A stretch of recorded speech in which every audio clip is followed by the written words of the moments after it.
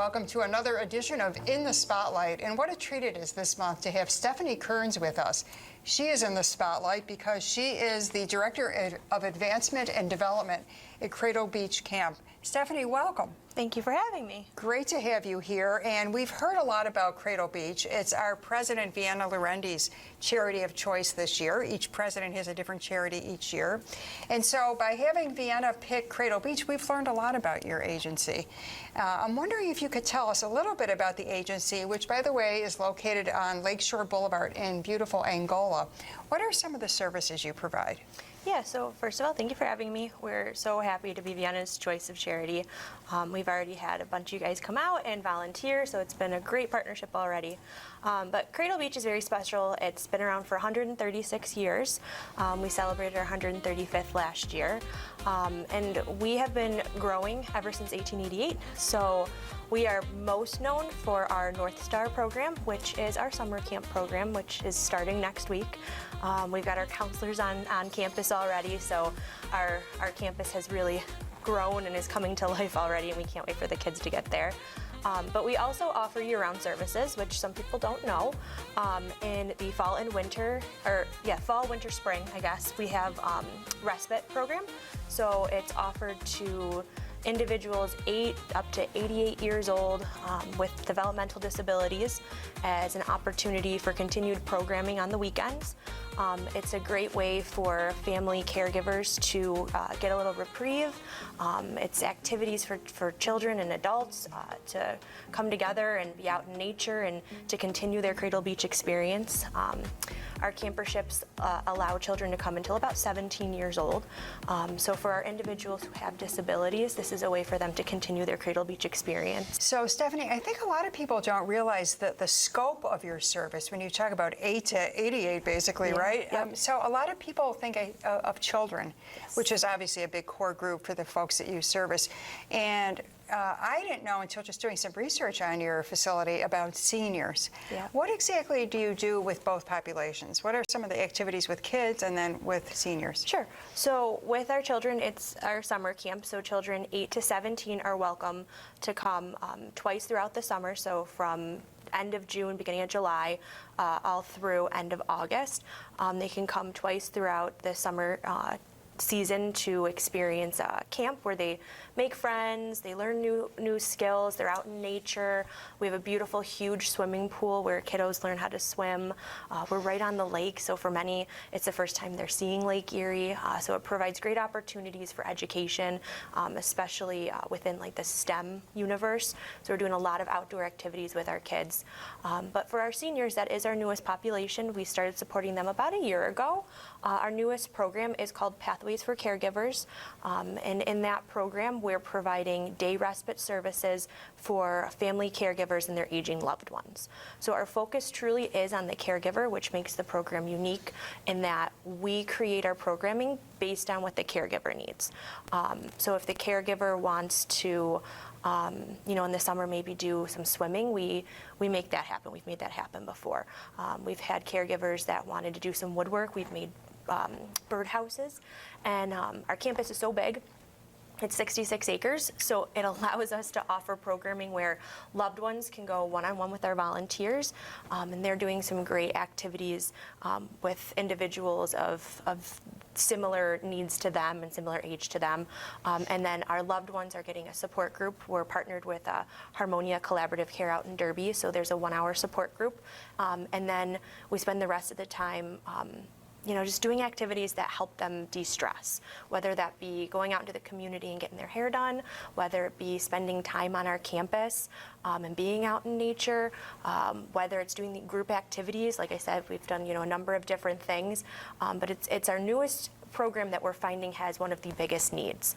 As our population ages, yes, family caregivers are taking on more and more of the responsibilities for their loved ones, and we see at Cradle Beach a lot of sandwich caregivers. So I was just going to ask you about that, the sandwich generation. You're caring for elderly parents perhaps, and then your own children, and that stress on those caregivers is enormous. Correct. There's a great picture on the Cradle Beach website too about the caregiver sitting in a circle, and I think there's a chalk message on there. Yeah, and caregivers rock. Caregivers rock, and it's so true. It takes such a toll, both physically and emotionally. It does. But as far as the kids go, is it just children with disabilities, or do you help other populations as well, perhaps disadvantaged kids economically and socially? That's a great question. That is probably the biggest confusion on our brand. So we help children of any and all abilities. So anyone can truly come to Cradle Beach. And we try and make it possible for every child who wants to experience camp to come to camp. So we do help individuals with disabilities, but we mix our programming with kiddos who have no disabilities whatsoever.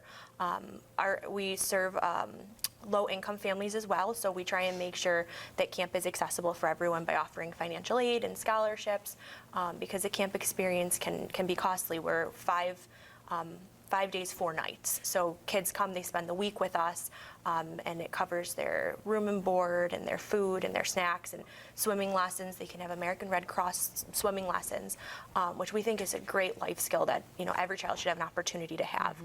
So we teach those lessons. But no, almost any child can come to Cradle Beach. It's great to know, and I'm glad if we can dispel some of those misconceptions, Stephanie. Yeah. Now, it always intrigues me about how people get into their given profession, and you have a degree from Canisius University, you worked in politics and in nonprofits, but you were inspired by your sister who had a disability. Is that how you got into this line of work? Yep. So my sister, Caitlin, she's my younger sister.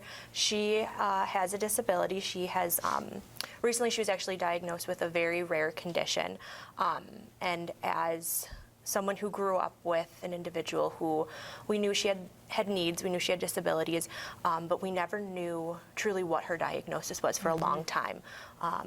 My mom spent a lot of time working with doctors trying to figure out, what exactly her diagnosis would be so we could give her the best care we could. So we've recently gotten those answers through genetic testing, which we feel very blessed to know what's going on. But Caitlin's been my inspiration for almost everything in life. We're only 2 years apart, so we spent a lot of time together growing up. And I understand what many families experience when they have a loved one with a disability. And I always want to help. I'm sure you have that unique perspective. And part of the objective is getting the word out about what you do, Stephanie. Yes. So I know you have a big fundraiser coming up in October, but first there's a golf outing on July 15th, which I hope to play in as well, and that's to benefit Cradle Beach with the BNR partnering with you. Tell us a little about that. The golf tournament? So, yes. So the golf tournament's coming up in a couple of weeks. It's one of 2 big major fundraisers.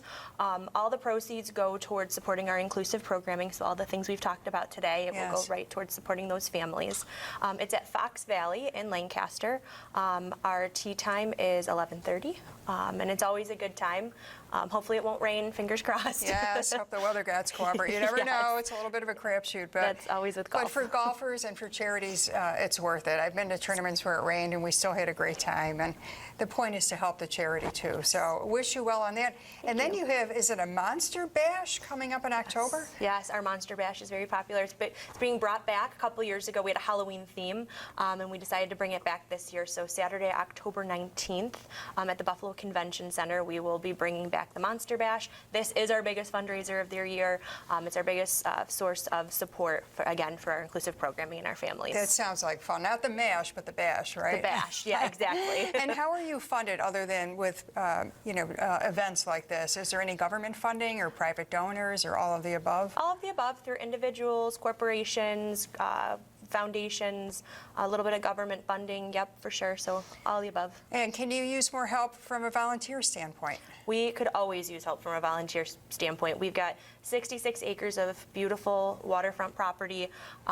We always say as beautiful as it is, it comes with its work as well. So we've got lots of cabins that always need cleaning up and opening and closing before camp and beach cleanup and property maintenance. We say we can't do our work without our volunteers. So volunteers are always welcome. Good to know. And on June 14th at BNR, a number of people from our association here went and did some volunteer work, did some cleanup and other things. So happy to help and great to have your agency as our charity of choice. Stephanie Kearns, thank you so much for being with us today. Thank you for having me. That'll put a wrap on this edition of In the Spotlight. Hope you support Cradle Beach. We'll talk to you next month.